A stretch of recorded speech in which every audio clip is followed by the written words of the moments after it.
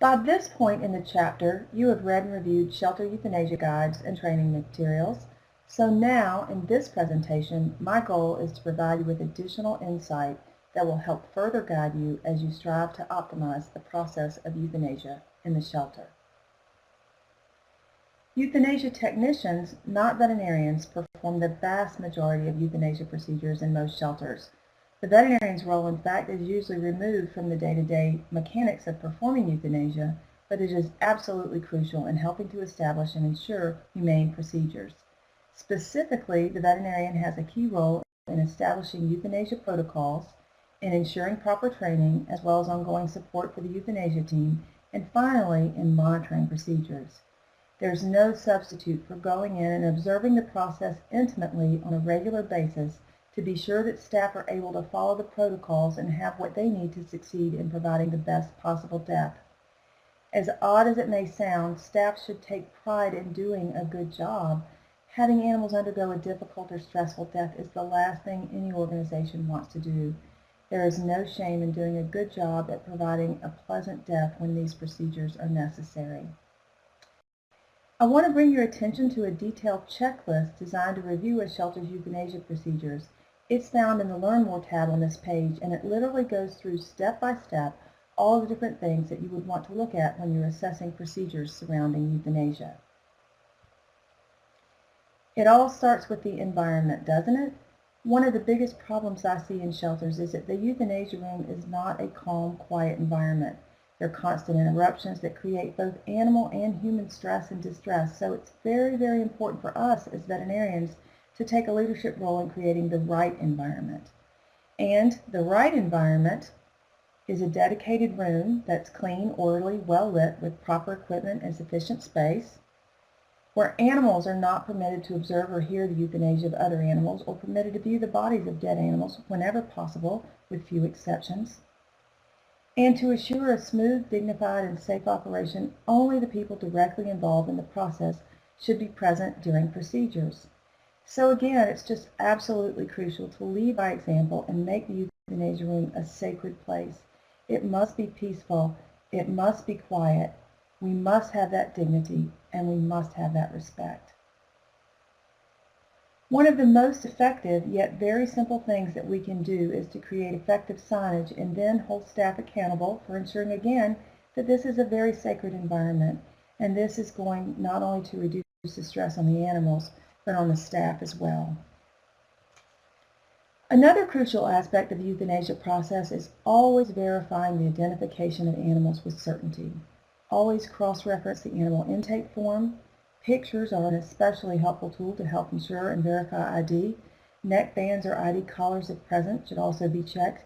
And of course, microchip scanning is crucial. We'll talk more about this in a moment. Obviously, there needs to be a record log that is used to document each animal's ID, the amount of euthanasia solution used, as well as the remaining amount, the initials of the person, and so forth. All of these things have to be kept in accordance with state and local regulations. I am going to talk about microchip scanning for a bit here because it has the potential literally to be life-saving for an animal. Thus, I think it's absolutely worth spending a little bit of time on, even if this is a repeat review of information for you. This picture shows the very first universal microchip scanner. It was produced by Home Again a number of years ago to read the different types of chips that were available on the market at that time. I show this picture because you'll occasionally still see these in shelters. We used to call it the lollipop scanner because of its shape. These were great scanners, and they were the first universal scanner, but they are absolutely no longer universal. So the scanner really is pretty obsolete at this point, and it is of course important for you to know that.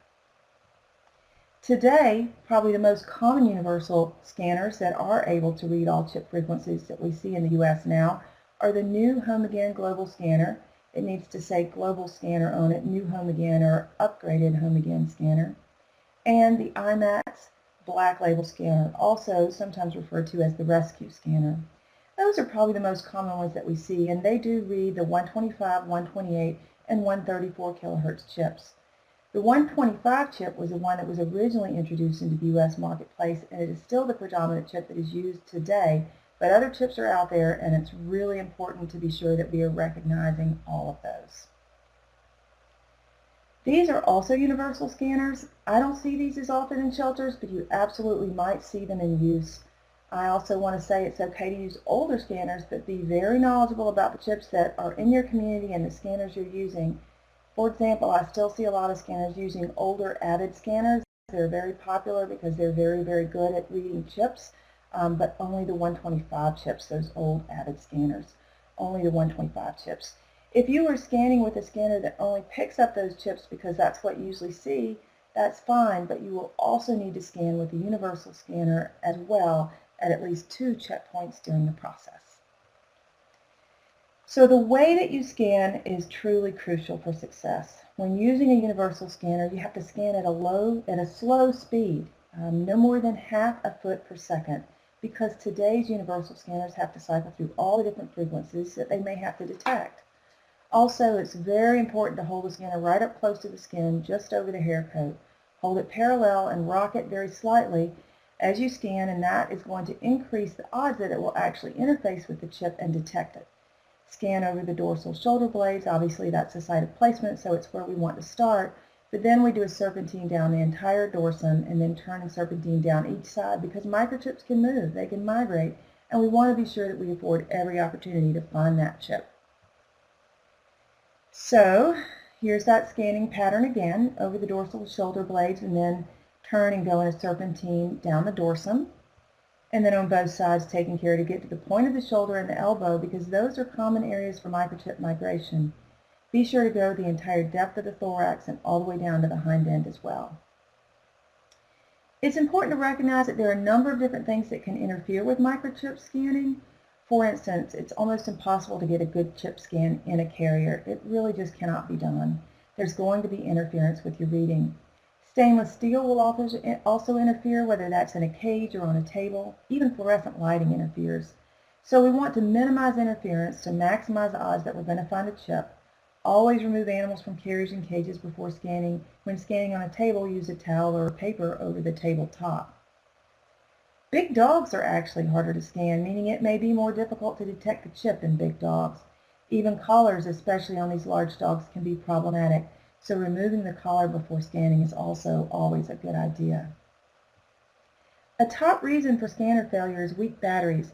So training staff to be very in tune with the importance of fresh batteries in a scanner is very, very important for success. So these are just a few things to keep in mind when it comes to training staff to scan for microchips. It really is crucial because finding a chip is frankly priceless. A word about scanning feral cats now, based on what you know about interference and how those scanners work. It should never ever be done in a trap. It just isn't going to be effective. Cats need to be heavily sedated first and then removed. Lay them out. If they're on a stainless steel table, I like to put a towel down to minimize interference. Lay them out and then systematically scan. This is kind of a trick photo because it shows the old lollipop scanner, and we want to be sure we're using a current universal scanner with fresh batteries, of course. When are we going to scan? Well, as often as we can at checkpoints throughout the system. In fact, scanning multiple times increases the odds a chip will be found. Studies tell us that more than 10% of chips will be missed on an initial scan. So I like to say if they're coming in on an animal control truck, they should be scanned in the field before they ever enter. Certainly on entry, again when they're examined in triage, and absolutely before disposition, so always before euthanasia. And that includes not only stray animals, but those that are owner releases, because they're not always truly that person's animal. We see that time and again. So we need to be sure that we scan at multiple checkpoints, including before euthanasia, to be certain that we don't have someone's beloved pet. Okay, something else that we need to think about in terms of optimizing the procedure of euthanasia, and this is, I think, the single most important thing, animal behavioral considerations. Response is going to depend on the species, their age, their prior socialization and experience, as well as the skill of your staff in handling them, the environment, and other factors. Regardless, it's important to recognize that animals tend to be stressed by novel environments, and a familiar environment may reduce stress. So although we emphasize how important it is to have a single-purpose euthanasia room and to keep that as sacred ground, in some cases it will be very stressful to transport an animal from where they are in the shelter into that room, and we may elect to do euthanasia in the ward where that animal resides. And that is a decision that should be made on a case-by-case basis because, again, we must bear in mind that a familiar environment may reduce stress. This is one of my favorite quotes from the 2013 AVMA Euthanasia Guidelines. As a general rule, a gentle death that takes longer is preferable to a rapid but more distressing death. And that is a really important tenet to express to staff, that the whole goal here is a gentle death and nothing that's going to be distressing at the end of life. So take into account that animal's behavior and assess each animal as an individual. Other things that we must take into account as we design euthanasia protocols are practical things. Say a litter of puppies breaks with parvo and the shelter lacks the appropriate resources for treatment and decides that the most humane course of action for the population and for these individual animals is to euthanize the sick puppies. In this case, we may alter our standard procedures to reduce the potential for contamination. For example, staff may wear full PPE to perform the procedures, and they may be performed in the enclosure so that, again, we're minimizing the chance for spreading pathogens in the shelter. So deviating from standard protocols for practical reasons is sometimes necessary to optimize practices. Here's another example of a practical consideration that we need to take into account: the technical proficiency of the staff.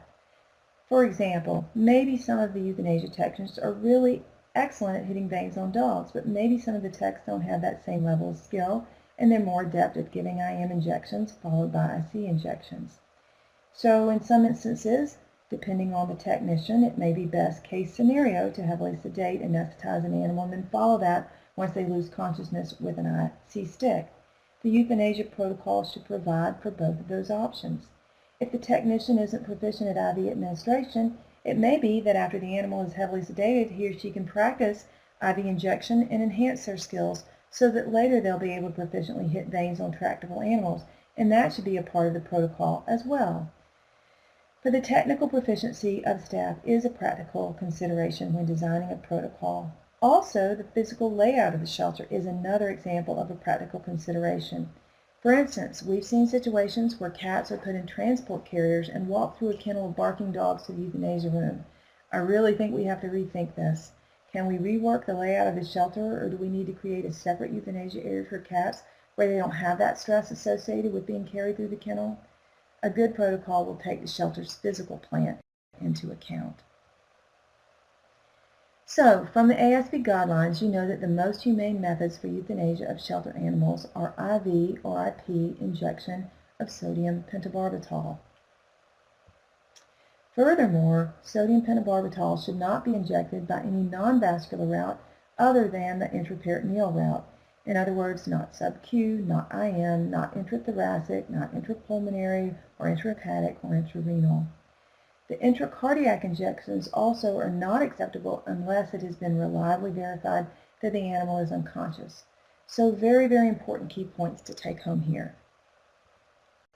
With that in mind, I want to visit a very difficult topic, but a really important one that I feel like I should bring out in this presentation, and that is what I'm going to call euthanasia practices of the past. If you talk to people that have worked in shelters for many years, there will still be some that remember when the truck literally was backed up and the tailpipe was used to pump in carbon monoxide from the truck exhaust. Fortunately, we don't see that anymore. Cars have catalytic converters and we just don't see that anymore. Unfortunately, we do still see some carbon monoxide chambers. Both are very unacceptable techniques. You would also hear about some other equally disturbing techniques, and I'd like to tell you that these are all techniques of the past, but tragically, we still see inhumane euthanasia techniques in some shelters. For cats, a common technique was the pole and boot technique, and horrifically, it's what it sounds like. It's taking a rabies pole, strangling it around a cat's neck or thorax or wherever you can get the cat, dragging them out of the cage, just dropping them down to the floor, stepping on them with your boot, and then injecting them in the chest. And that was how many shelters routinely euthanized cats for many years. For dogs, suspending them upright either by holding them by the scruff of the neck or by holding each front leg pulled down by their side, holding them upright like this, and vertically suspended in the air while fully conscious for a heart stick. Well, that was a practice that was widespread for euthanasia of dogs in shelters. And again, very tragically, we do still see some of these techniques in shelters today. I'm going to play for you now a 2011 news story. I want you to understand this is a very current news story, 2011. This is from Canada, but it could have been the United States. There have been several news stories like this. I'm showing you this particular one because it was what I had access to, and it happens to be in French, but it just doesn't matter. There is no language barrier in this video. It's really an expose about the sort of euthanasia practices that were occurring daily in this shelter. I would rather you see this in the news clip than to walk into a shelter and be exposed to something like this for the first time, which is what happened to me. I was not prepared. I had been very fortunate before that and had always worked with proficient and compassionate euthanasia technicians. I want to point out that there's always going to be something that we don't like about euthanasia. That's the nature of it. It doesn't always go perfectly. We always try to optimize the procedures. But in the case of this shelter in the news story, the euthanasia procedures are absolutely horrific. And you do need to be aware that things like this are still happening in a surprising number of shelters even today. So just a warning of the graphic nature of the video that I'm about to show you. Can you smell death in the aroma? In the air? I smell death. Do you? Shut the fuck up. Les images que vous allez voir sont difficiles à regarder. L'injection est plutôt donnée à froid et un peu n'importe comment, contrairement à ce qu'affirme le propriétaire du berger blanc.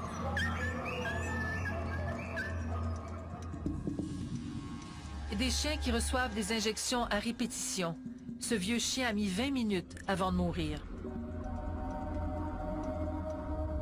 Les animaux ne meurent pas sur le coup, mais agonisent dans leur coin ou au fond d'une cage. Une scène désolante. Encore une fois, nous vous prévenons. Ces images sont difficiles à regarder.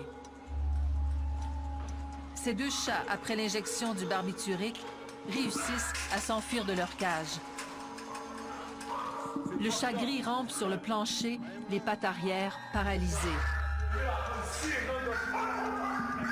Il va mourir tout près de la cage de ce chien, sous le regard indifférent des employés.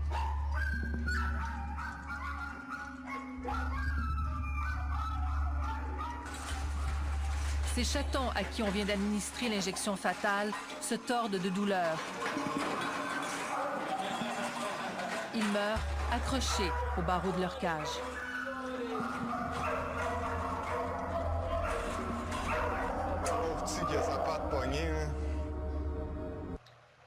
There is absolutely no excuse for such practices to occur today. Where practices such as those exist, the operations need to be immediately discontinued and staff should receive retraining and counseling.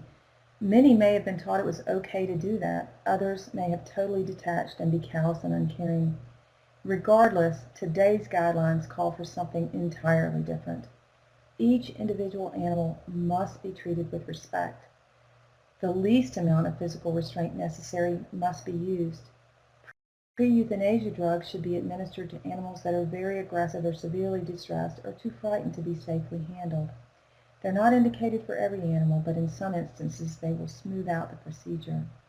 And death obviously has to be verified by trained staff before anybody is disposed of.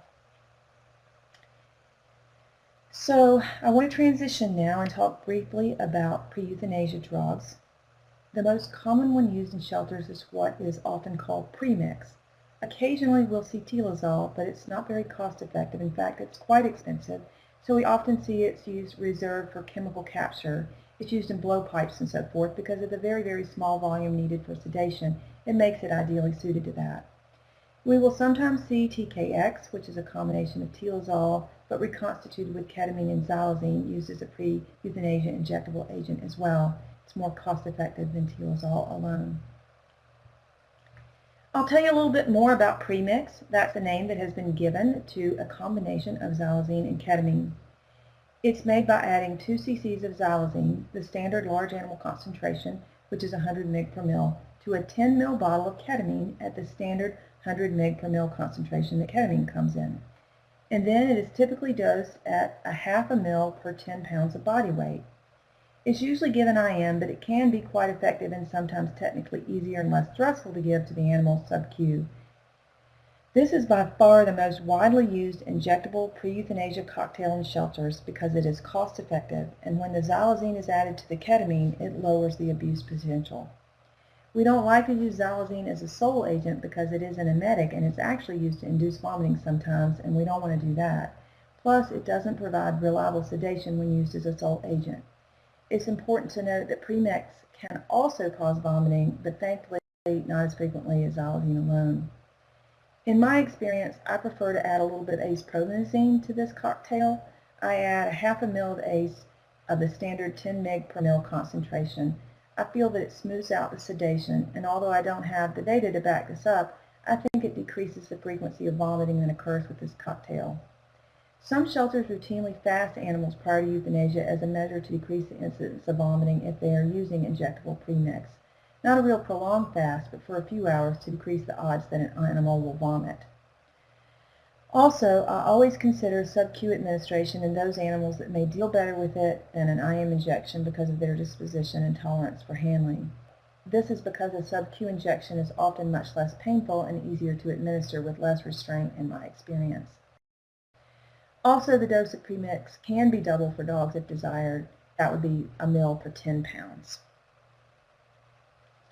Next, oral sodium pentobarbital can also be used as a pre-euthanasia sedative. For example, we may choose to use this in aggressive dogs to avoid the stress and safety issues associated with handling them, and we'll talk a little bit later about how we would do this.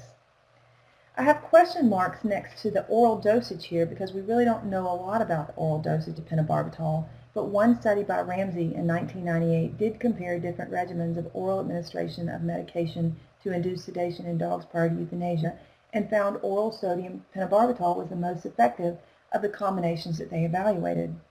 The dose they used was the same as the recommended IV dose for euthanasia, which is approximately 60 mg per kg.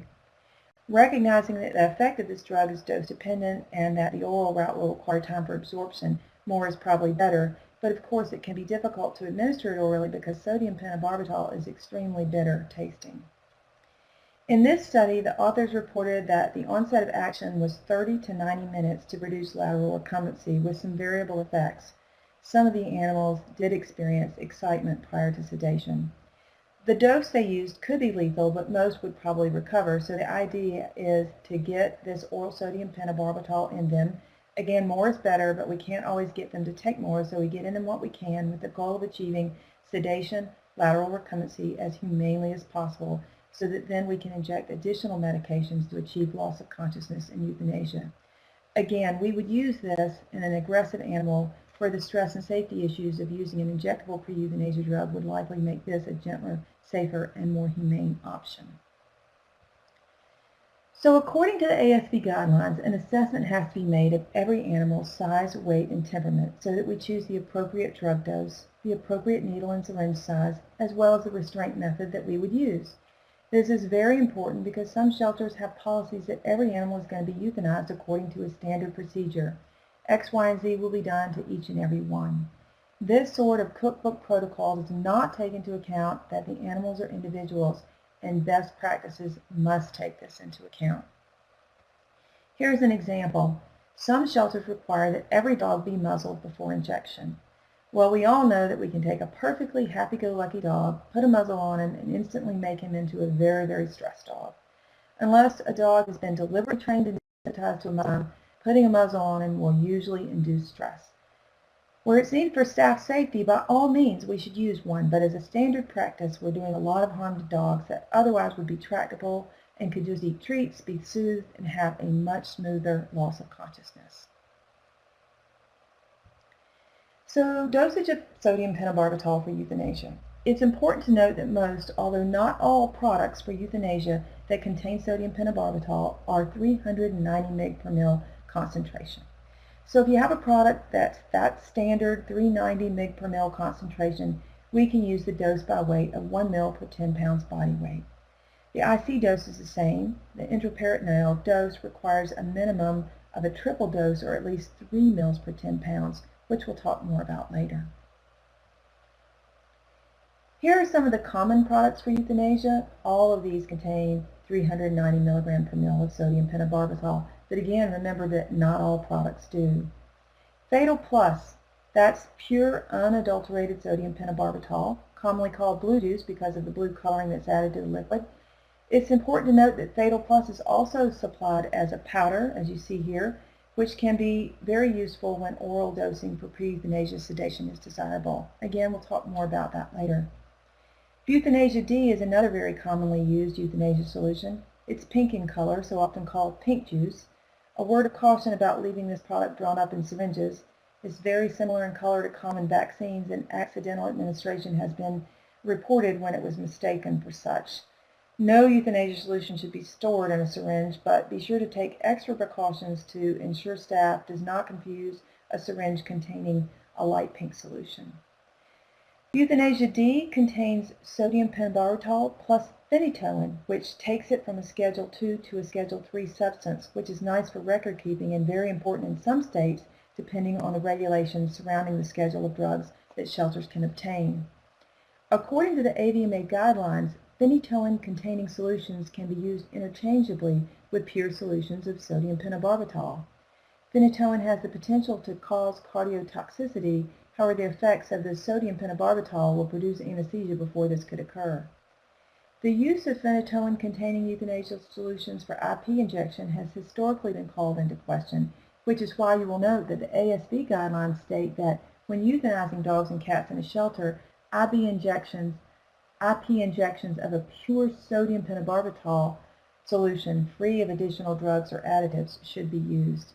In practice, however, many shelters routinely use Euthanasia D in similar solutions for IP injection with no clinically apparent adverse effects. Euthazol is a similar product that combines phenytoin with sodium pentobarbital.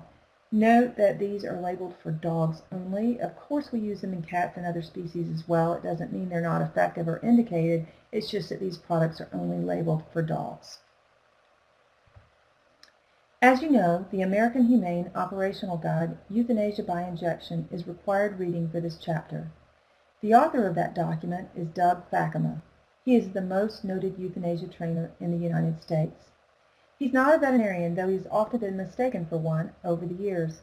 Doug is an amazing person who went to work in an animal shelter many years ago where he saw the pole and boot technique and some other horrific practices, and he said, "This isn't right. We have to provide a humane death for these animals if we must euthanize them."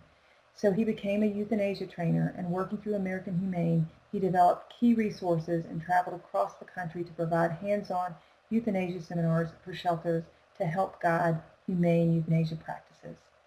Doug has been instrumental in advancing humane euthanasia in the U.S. as well as in other countries.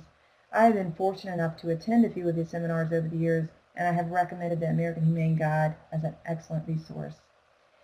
In the guide, you will see that they have defined what they believe are best, acceptable, and unacceptable practices surrounding euthanasia, always with the goal of promoting the most humane techniques.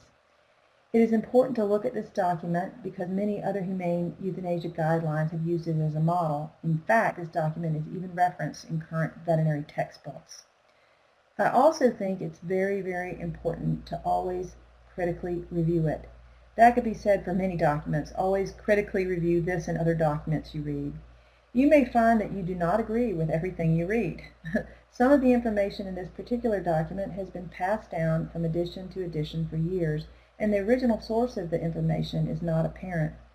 Some of the recommendations in this document have even made it into laws governing euthanasia in shelters in some states.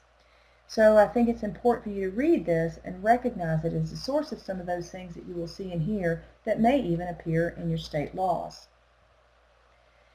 I mentioned that euthanasia practices are enumerated and designated as best, acceptable, and unacceptable in the American Humane Guide. I'm going to come back to these at the end of the presentation and ask you to think about them, review them, and challenge you to share some thoughts about them in the optional discussion forum. Do you agree? Are they best? Are they acceptable? Are they unacceptable? Routes of administration. Let's talk more about the specific mechanics surrounding the various routes of administration. IV is the preferred route when animals are tractable and we can humanely, using a very low stress technique, restrain them for the injection. The dosage is 1 ml per 10 pounds of the 390 milligram per ml solution. Typically, the cephalic vein is the easiest to access, or the medial saphenous vein.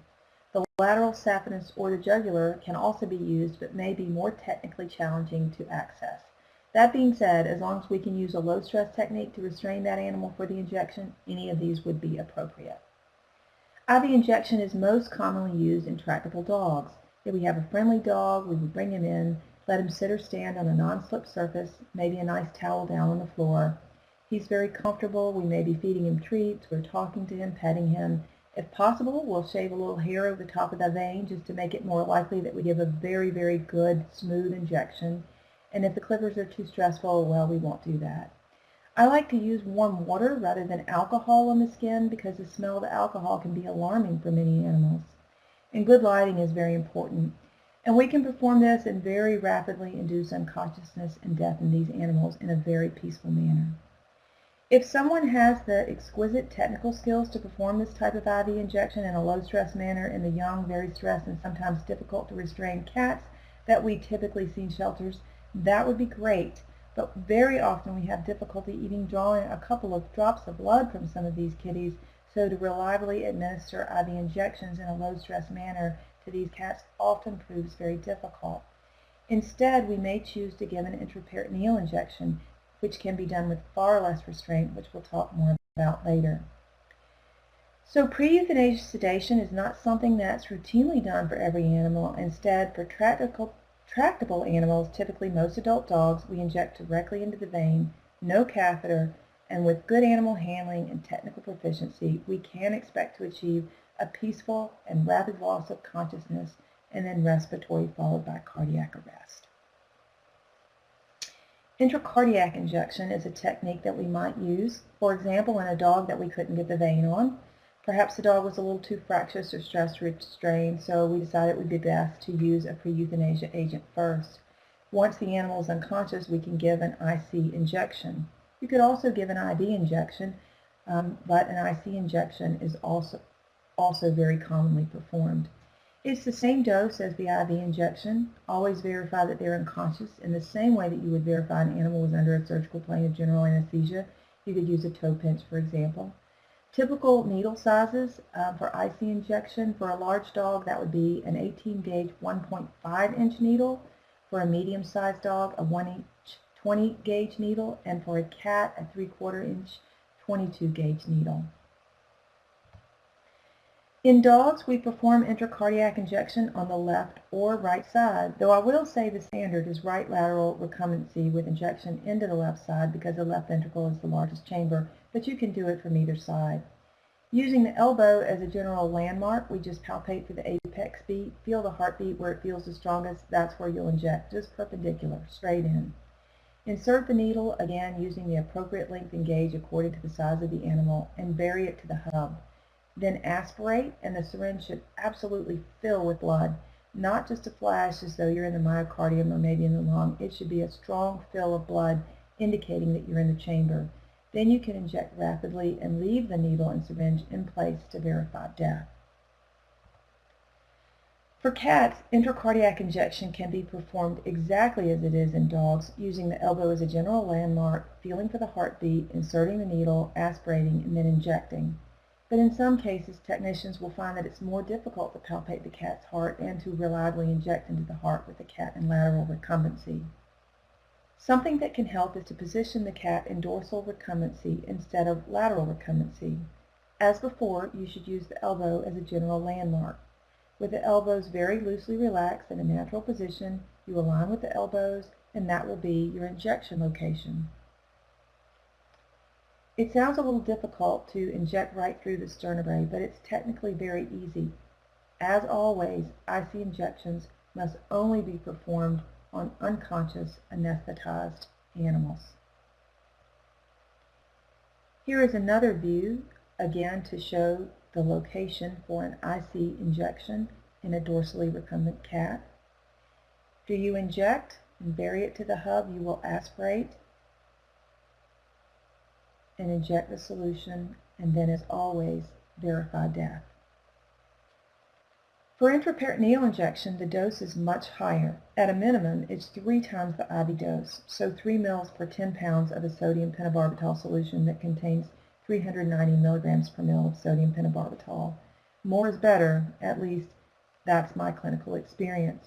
If you use more euthanasia solution, you may be able to more rapidly induce loss of consciousness, which in my book is much better. I don't know if that's always economical for shelters to do. I would like to see more studies to evaluate IP euthanasia. Meanwhile, the standard recommended dosage is 3 times the IV dose. We typically will use the IP route in cats, also in young puppies less than 10 pounds, and in small mammals. The one exception in cats is that we like to avoid those that are in an advanced state of pregnancy for the obvious reason. We may not actually get an intraperitoneal injection, so we prefer to give an IV injection or to give a pre-euthanasia agent and then an IC injection. In terms of recommendations for needle gauge and length for IP injection, for very tiny little kittens, we'll be using a 25 gauge needle. For our average kitties, we'll use a 3/4 inch needle with a 23 gauge needle, perhaps a 22, and for our very large obese cats, a little longer needle and a little bit larger gauge. For young puppies and small mammals, we will use this procedure just as we do in cats. Typically, it will take a couple of minutes for any of these animals to lose consciousness following injection, and respiratory and cardiac arrest typically do not occur until 10 to 15 minutes post-injection. IP injection is not recommended for larger animals because of the high likelihood of excitement prior to the loss of consciousness, and the large volume of solution that would be required is not generally feasible. There are some extremely crucial keys for success for IP injection. I have seen shelters where IP injection is done extremely well and the cats pass peacefully with very few exceptions.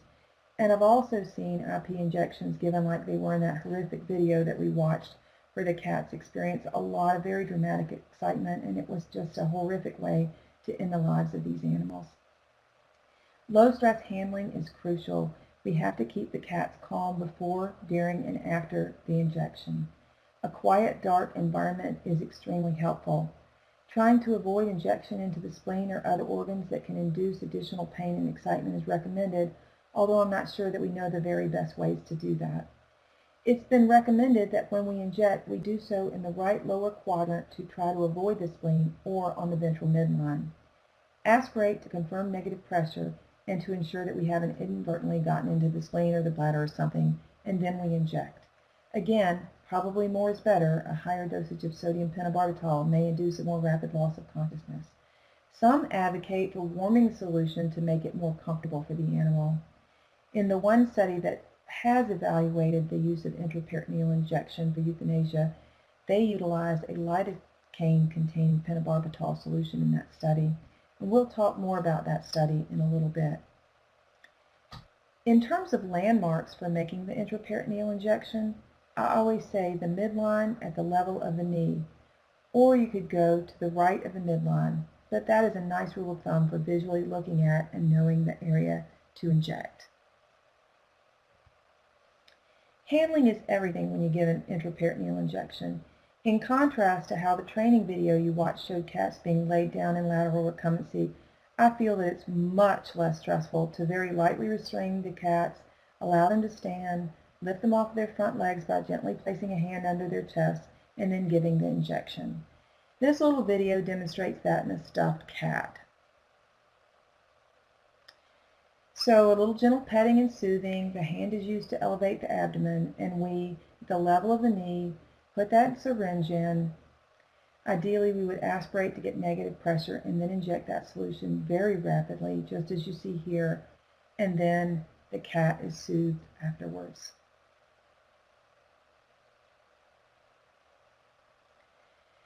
Just to show you the mechanics of that, this is my cat Elmer, who I am not about to euthanize for all the world, but just a little bit of petting and comforting and soothing. This cat is elevated. Again, at the knee level is where we will inject. We would aspirate and inject and then keep the cat calm and comfortable following the injections.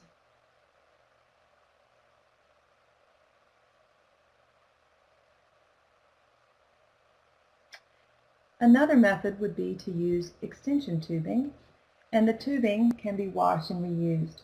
Obviously, we're going to use a new needle for every animal, but the tubing can be washed and reused for many animals, making this cost effective. But it just makes it easier if the kitty is moving around a little bit to use the tubing. Someone could still be petting the cat while another individual injects. And then, of course, you'll have to flush the line out with just some saline. It only takes about 4 mLs to flush that typical extension set line out and push that right into the abdomen. And some cats will just tolerate that better than a needle directly from the syringe into the abdomen. So just another idea at how we might improve that procedure. So after the injection, if the cat is friendly and tractable, you can just wrap them in a towel very securely so that just their little cat head is out, and then hold them calmly and quietly until they lose consciousness. Unfortunately, oftentimes shelters just don't have the time and personnel to do that, so the next best option for the friendly, tractable cat would be to return them to a familiar enclosure with their hiding box, go ahead and enclose them in there, cover them, and again keep everything very dimly lit, quiet, calm, and peaceful. If you weren't in their ward where their familiar enclosure was, then you could use their transport carrier or their own hiding box from their cage. Something that they are familiar with would be better, and then they could be returned to that, covered and kept in a quiet area. Whatever you do, you don't want to place them on a slippery floor in a large area or in a cage that doesn't have good footing or somewhere where it's noisy. You should allow them to remain confined in a quiet, calm environment and monitor by listening, not looking. Some euthanasia rooms will have an ante-room where you could hear things and keep track of things and then go and visually inspect every 5 to 10 minutes to avoid unnecessary stimulation and ensure that they have smoothly lost consciousness and are progressing to respiratory and cardiac arrest.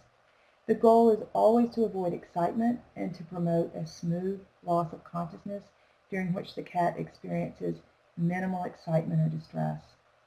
As Doug Thakema says, you must make a contract with every cat and promise them that you will not overhandle them or overstimulate them. Treat each one with kindness and respect. In some cases, cats can be injected when they are in a wire trap or wire transport carrier. If they are not as good at being held, not as tractable or friendly, this may be a good way to accomplish the injection with little stress. I'm going to now show a video clip from a video that I produced several years ago. It was a video about feral cats, and it does simulate an IP injection in the trap euthanasia technique. Obviously, you would need to have verified the ID of this animal. We don't ever want to euthanize without verifying ID. But here's that video so you can get an idea of what this procedure would look like in the trap or transport carrier. When necessary, we recommend euthanasia of feral cats through an intraperitoneal injection, or if sedated, intravenous or intracardiac injection. To perform an IP injection, place the trap on an exam table in a quiet room and keep the top and sides of the trap covered. The cat will usually crouch quietly in the bottom. Gently slide the trap off of one side of the table, taking care to keep it level and steady. Slide the trap far enough off of the table so that the floor of the trap supporting the cat's ventral abdomen is no longer on the table. Using a 20 or 21 gauge, 1 1/2 inch needle, inject 5 milliliters of sodium pentobarbital intraperitoneally into the mid-abdomen. Most cats will remain calm during this procedure, and death is peaceful and rapid. If cats are fractious or stressed, dimming the lights may be helpful, or administering an IM injection of anesthetic prior to euthanizing the cat may be necessary. So again, remember, it is key to be sure that we have identified the cat in advance before giving an IP injection of euthanasia solution. So what about the fractious and feral behaving cats? Because most of the time we're not going to know the ID. We want to maintain a very hands-off approach to make it as low stress as we can. We have to be quick and gentle, which takes skill and finesse. There are a variety of tools that we can use for hands-off handling: nets, cat dens, trap dividers, and I'm going to show pictures of these in case you're not familiar with them in the next few slides. Keep in mind that how humane they are will depend on how they're used and the skill of the user. The goal is to give a pre-euthanasia agent first using one of these restraint methods in the least stressful manner possible. Then we'll scan, then we can administer our sodium pentobarbital or go forth as indicated based on results of the scan. One of my favorite tools is the feral cat den. These are commercially available. They have a plexiglass guillotine transfer door and a little cat portal door that can be opened and closed from a safe distance. So if a feral behaving cat comes in a trap, we abut the trap in the cat den, remove the guillotine doors from each, uncover the trap, and encourage the cat to move into the den to hide. And then replace the guillotine door of the den. And then we have the cat. Yes, that's my cat Elmer again. Poor Elmer. Here he is demonstrating how that den could then be placed in a cage, and we can use a little stick remotely to close that portal door so that we can safely clean and so forth. If this cat is still behaving in a feral manner after the holding period, in other words, very stressed, very fractious, unable to be handled, we may be able to take them directly into the euthanasia room in the cat den to minimize stress and handling. Alternatively, we may elect to perform euthanasia in the familiar environment of the current ward, provided it's quiet and other animals are shielded from sight. This is a cat hand shield commercially available from Tomahawk Live Trap Company. They make a commercially available cat den, and this hand shield fits right in there. The idea being, if you can transport the cat in the cat den to the euthanasia room, remove the guillotine door and push the hand shield in, you could give an IM injection through one of the little holes in that shield, and then replace the guillotine door, cover them, and allow them to lose consciousness peacefully, remove them, scan them, and then proceed accordingly. There are a variety of other tools that we can use. One of these tools is the trap divider, as shown here. Again, remember, it's the skill of the handler and the finesse and timing that make these humane or make them very, very stressful for cats. Being quick is important. The goal is that the time of restraint is as brief as possible, and then the cat is immediately provided with a calm, quiet, safe, hidden place to smoothly lose consciousness. These trap dividers are commercially available. You would take a cat that was in a trap or perhaps in a wire transport carrier, turn it on in, slide the trap divider in, and this will facilitate administration of an IM injection. Similarly, there are different squeeze cages that can be used to facilitate IM injection so that we can, as calmly and quickly as possible, handle this animal in a hands-off way, have them lose consciousness, verify their ID, and euthanize them humanely as appropriate. Other tools include cage nets. This is a picture of Campbell Pet Products Easy Nabber, and I'll show you a quick video of this in action in a moment. Here's another cage net. This one is called the Freeman cage net. These sort of nets, as the name implies, are meant to capture cats that are confined in a cage. Just to show you how this works, I will now net poor Elmer, who honestly lets me do anything to him because he's such a good boy, and you'll see that here. This net actually has a mechanism on the handle that allows you to close the opening of the net remotely from the handle. So it's just put the net over the cat, use that little mechanism on the handle to close it, and then roll it down so the cat is securely in the net. And the mesh is very small and fine, such that the cat's claws usually don't get caught in it. Of course, the cat can still breathe well through this mesh, and then you would lay a towel over them, give them an IM injection, keep them covered, quiet, dark, and let them, as peacefully as possible, drift off. This is a short video showing someone using the Easy Nabber net to remove a cat from a cage. This is an extremely fractious and distressed cat. As you'll see in the video, the environment is certainly less than ideal, but the technique used to remove the cat with this net is smooth and it is quick. Dang, Katie, you got real far.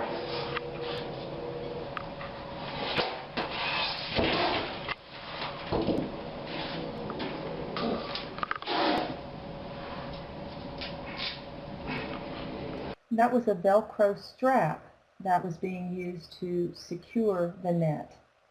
And again, you will be able to cover the cat, give them an IM injection, keep them covered and calm so that they can rapidly lose consciousness. Certainly not ideal, but very quick and much preferable to using a control pole or cat tongs, as is still routinely done in some shelters. So again, after that injection, the cat remains in the den, in the trap, in the net. They're covered and monitored, they're scanned, and then finally, depending on the results of the scan, they're euthanized with either an IV or IC injection after verifying loss of consciousness. What about other routes? Intrahepatic is one that has been suggested for cats. It's theoretically a more painful injection than an IP injection because of the liver's capsule. The stretch receptors there will register pain if we inject a volume of solution into that liver. One benefit, however, is if we do get a good intrahepatic injection, we will have a much more rapid loss of consciousness compared to an IP injection. Sometimes it's almost immediately if we are injecting directly into the liver. Note, though, that intrahepatic injection is not acceptable by shelter guidelines. According to the AVMA guidelines, however, it is an acceptable method. Just as with IP administration, the recommended dosage for intrahepatic injection is at least 3 times the IV dose. In terms of needle sizes, a 1-inch 22 or 23 gauge would be typical, except for the obese cat, where we'd want an 1.5 inch needle to be sure we make it through all of the falciform fat when we inject. So, with the cat facing away, the handler would gently rub the neck and palpate the xiphoid with the other hand. And then the handler will place a hand under the cat's chest and gently lift the forelimbs off the table. Yes, that's Elmer again. Then the handler will insert the needle to the left of the midline at a 45-degree angle. The 45-degree angle helps to avoid the stomach. The needle is buried to the hub and the euthanasia solution is rapidly injected. If you perform that injection on the right, about an 80-degree angle is recommended, so almost a right angle is recommended for accurate placement in the liver if you inject on the opposite side. And then the handler gently comforts the cat immediately post-injection. Again, many of these cats will lose consciousness almost immediately if in fact you have injected into the liver entirely.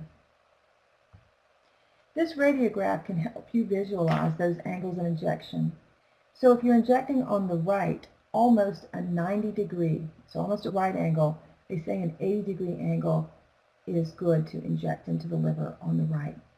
If you're injecting into the left, you want to avoid the stomach, so a 45-degree angle would be more appropriate. Obviously, you don't want to puncture the diaphragm because you could end up injecting into the pleural space.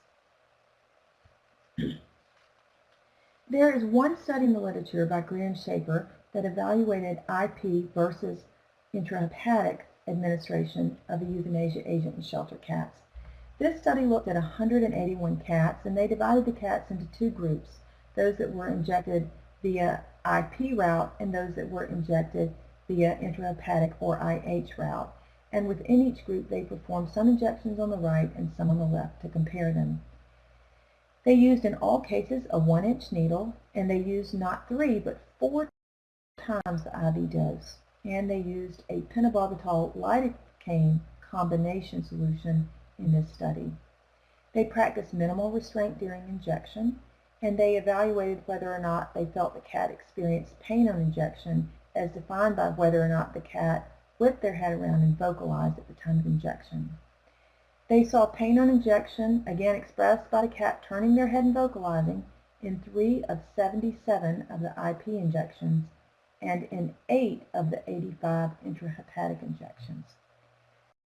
Following injection, they placed each cat on the floor in a large, brightly lit room and observed for excitement and loss of consciousness. Of course, that setting is contrary to what we would like to do to try to prevent excitement in cats. So dye was used to determine the actual site of injection. They put dye in the euthanasia solution, and then once the cats had passed, they went and actually looked at where the dye was to determine where the euthanasia solution actually ended up. For the intraperitoneal group, of course, we would have liked for it to have all been in the intraperitoneal cavity, but there was dye found in the spleen, bowel, stomach, and mesentery. Those were frequently injected. Injection performance was not improved on the right versus the left. On the right, bowel was frequently injected, and on the left, the spleen was more likely, but one was not better than the other in terms of avoiding other site injections besides intraperitoneal. Only 42% of IP injections avoided other sites, in fact. 22% had partial injection at other sites, and 36% were totally in other sites. For the intrahepatic group, they also didn't see differences in how things ended up if they injected on the right versus the left. Only 23% of the intrahepatic injections ended up in the liver only. Liver and intraperitoneal 27%, IP only 32%, and other sites such as falciform fat or the body wall or the lungs or the stomach or pancreas 18%. So we certainly don't always know where we're actually injecting when we inject these cats. In this study, 25% of the IP cats experienced excitement as defined by at least 30 seconds of excitement behaviors. Most of these had other site injection. Spleen and bowel were consistently associated with excitement. And their results state that the time to recumbency was significantly longer in the IP group, but they didn't present the actual data, so we don't know how long that was. Only 9% of the intrahepatic group cats experienced excitement. If intrahepatic was the true site of injection, recumbency was immediate. Other site injections, such as lung and body wall, were associated with excitement. The time to cardiac standstill, though, was still 11 minutes, which is probably typical for IP as well, although they didn't present that data. So, an interesting study, but I do find it difficult still to draw conclusions about the excitement in the IP group cats versus the IH group cats because of the cats being placed on the floor in a large, brightly lit room and being observed and all. You have to wonder about the influence of that. But I do think we should look more carefully at what we're doing. I think additional studies would be good. Right now, I think that evaluating euthanasia by monitoring what you're seeing is crucial. If animals are passing peacefully into unconsciousness in the hands of your euthanasia techs, then the technique is probably good. If not, then we need to reconsider our methods. There are certainly welfare issues associated with bad euthanasia techniques, for the animals as well as for the technicians who must perform and witness them, so being sure that these procedures are carried out in the least distressing way is always of paramount importance. And with as little data as we have about this, relying on clinically what's happening may be the best practice that we can do right now. What about sub-Q or IM injection of sodium pentobarbital? FP3 by Fortec was actually the product that was used in the study that I just described. And again, it's the pentobarbital lidocaine combination product. It doesn't appear to be available now, but you will read in the American Humane Guidelines that it is, and that it can be given via sub-Q or IM injection. That is absolutely not recommended at this time.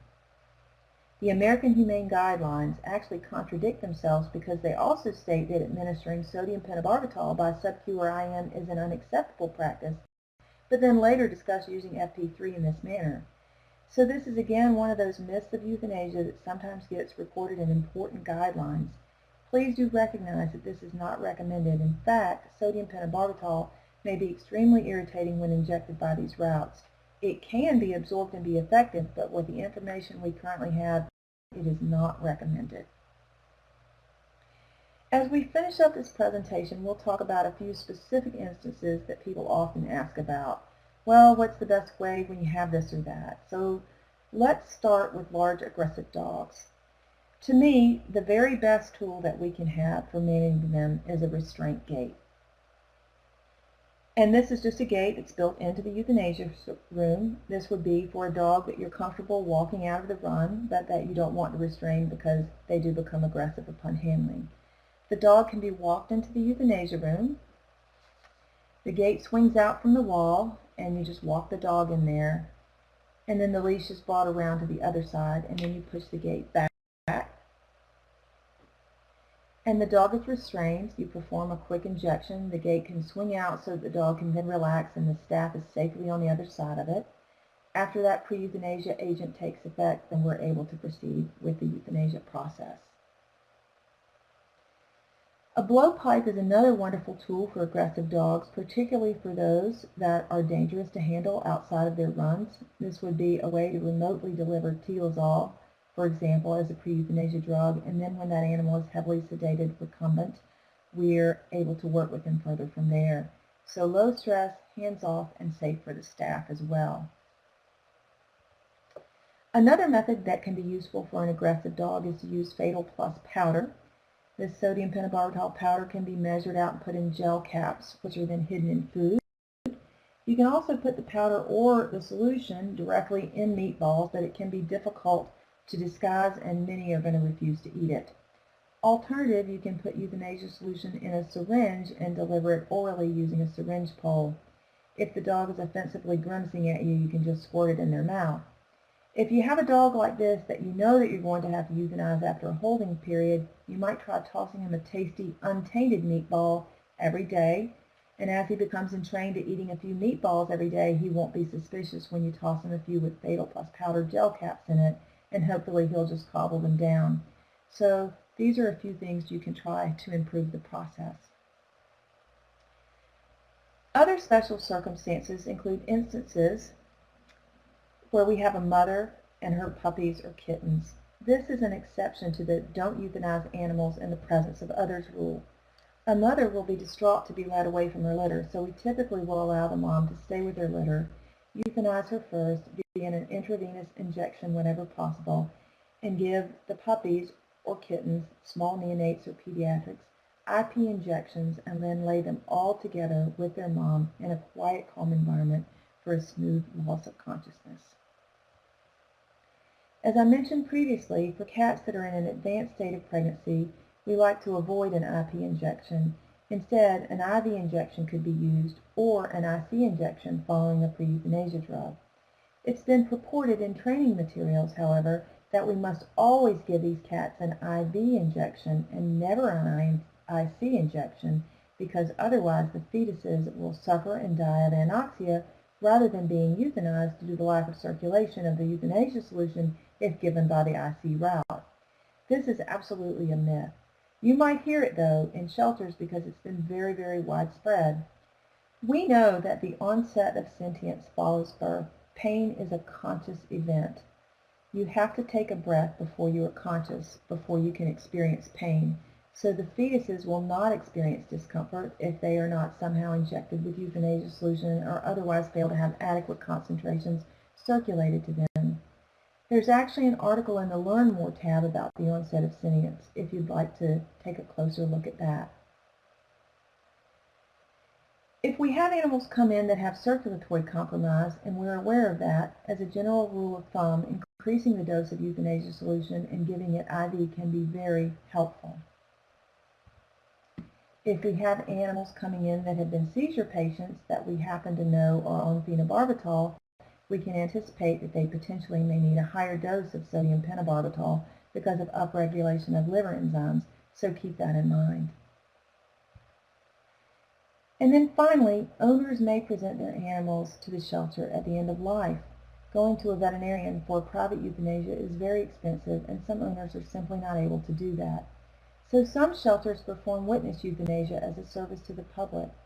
Every organization has to decide if they're able to do that, but know that it is so important for people that are grieving, and it can be so comforting to the animals. It is definitely recommended whenever possible. This is also discussed in the AVMA 2013 guidelines. Verifying death is critically important for the obvious reasons. When we hear stories like the one where the puppy survived euthanasia, I'm thrilled for that puppy, but my heart goes out and I worry about the puppies that emerged from a deep coma-like state but were in a freezer and then succumbed to that. So these aren't really miracles, they're really screw-ups if we're honest. Truly, verifying death is one of the most important parts of the process. Many euthanasia technicians don't know how to use stethoscopes because the only time they ever use one is when they're trying to hear if the heart has stopped or not. If you think back to when you first started trying to use a stethoscope, it was tough to hear what was going on, and if you were only listening when the heart was in the process of stopping, it would be very difficult to learn to use it. So I think that's why cardiac sticks are a very popular method, and it's also a very good method. One thing to keep in mind, though, is that as long as you have that needle in the heart and there's movement, we can't say that there's cardiac standstill. There have been euthanasia training materials that have talked about the heart beating in an elliptical pattern that's consistent with a normal heartbeat, and that small, fine movement is consistent with fibrillation. This is an overstatement. We need to stick with the motion, period, not the movement. But that being said, an IC stick is a very good method for verifying death. Rigor mortis is another method, and one that's especially important in some of our exotic species for which it is more difficult to ascertain death. Not a toe pinch, not a corneal or palpebral reflex. These alone are not appropriate methods of verifying death. The last step in the process is to ensure proper disposal. Animals should be bagged for containment of disease as well as aesthetics, and kept in the freezer before they are incinerated or buried, again depending on the individual restrictions and regulations in your practice area.